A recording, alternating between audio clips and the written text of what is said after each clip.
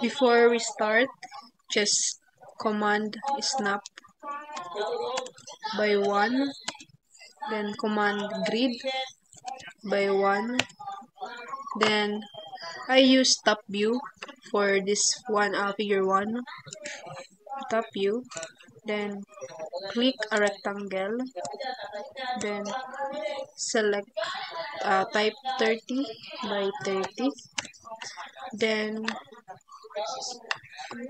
create again rectangle by 10 by 10, then click move this right side, then click and copy, then dito enter, then click the big circle and extrude in 30. Then this one, the two small circle, extrude in 10.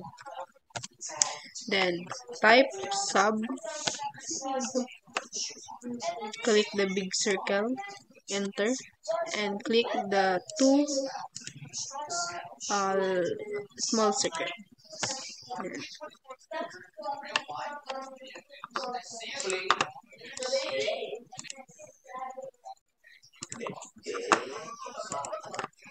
For figure number 2, top view ulit, then create a rectangle, size by 30 by 25,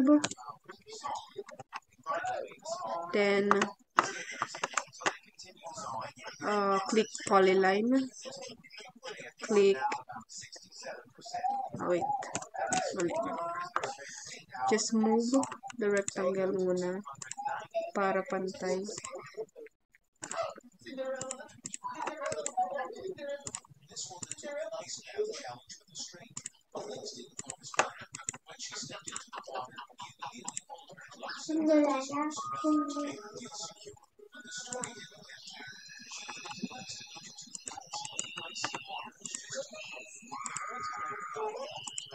Yan.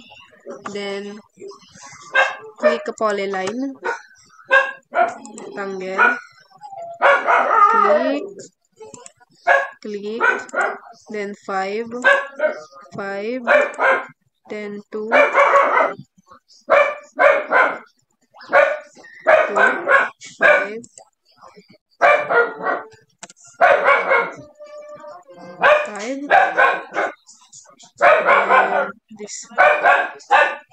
this one, and 5. C, type C.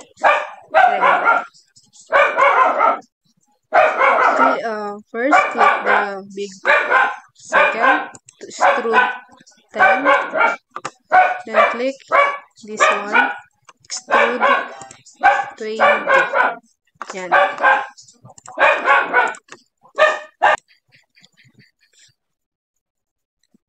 For figure 3, create a polyline, click the polyline, click the line, 20, then 15, 5, 10, 10, tapos click C. Then create another polyline, this one, click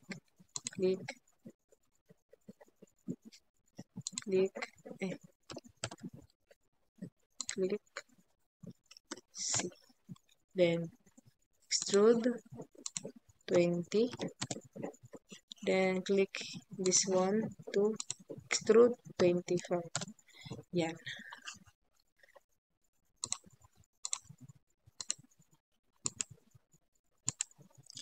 So figure 4 po, hindi ko po masyado makuha, kaya ito lang po na figure 3.